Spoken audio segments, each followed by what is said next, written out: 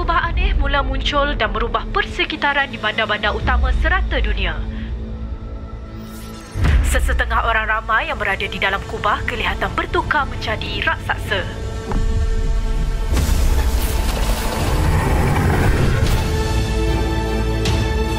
Dari maklumat yang operatif Zila kumpulkan, alien penakluk akan gunakan power sfera untuk aktifkan kubah pengubah realiti. Prioriti kita adalah untuk hentikan mereka dari aktifkan power sfera tu. Inilah apabila realiti bertukar dalam dunia simulasi. Ayuh anak muda.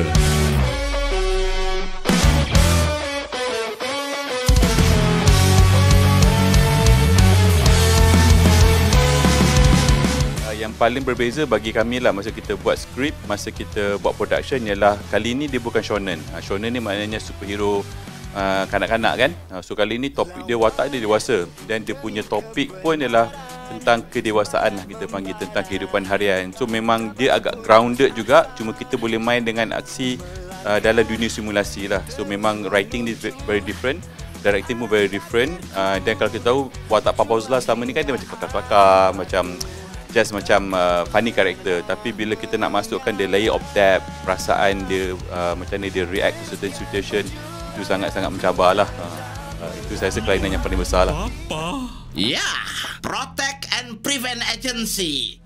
Basically saya punya tugas adalah untuk memastikan direction untuk audio, untuk segala audio kat dalam movie ni berjalan dengan lancar lah. Jadi dari segi recording suara, berdasarkan skrip, dengan sound design untuk semua aksi-aksi dia, dan juga muzik yang akan digunakan dalam movie ni lah. Dan akhir sekali macam mana semua tu kita akan mix, kita akan gabungkan dalam cinema, dalam cinema 7.1 dan Atmos. So itu tugas saya lah sebagai pengarah audio. Jadi semua watak saya kena tengok dia punya lakonan jadi ke tak, semua pemilihan suara mana yang bagus, dan sound design mana yang kita boleh push untuk berikan satu hiburan yang sangat-sangat mengujakan untuk penonton. Dengan mengubah bumi menjadi dunia game simulasi.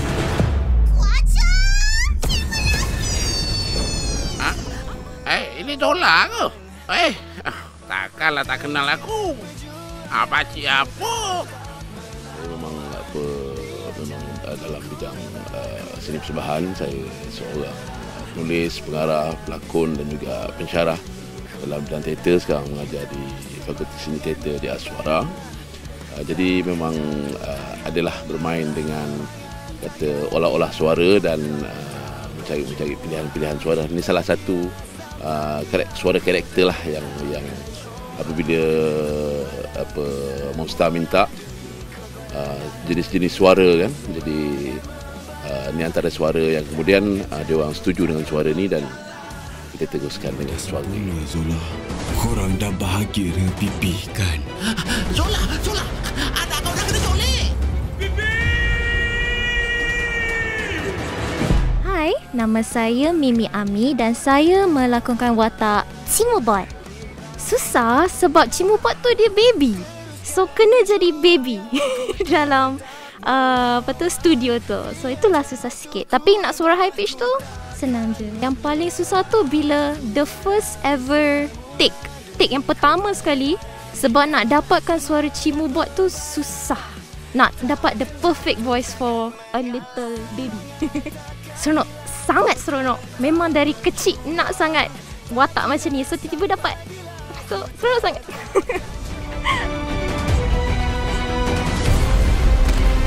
Kisah apa jadi? Kita kena selamatkan anak kita. Bibi! Jangan kau berani sentuh family kebenaran!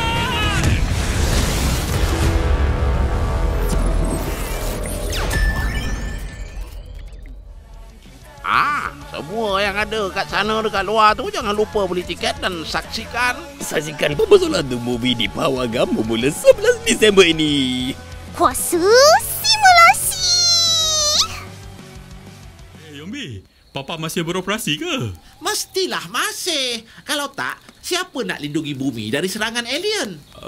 Saya ada kenal budak bertopi oren tu. Gopal, apa jadi kat kita?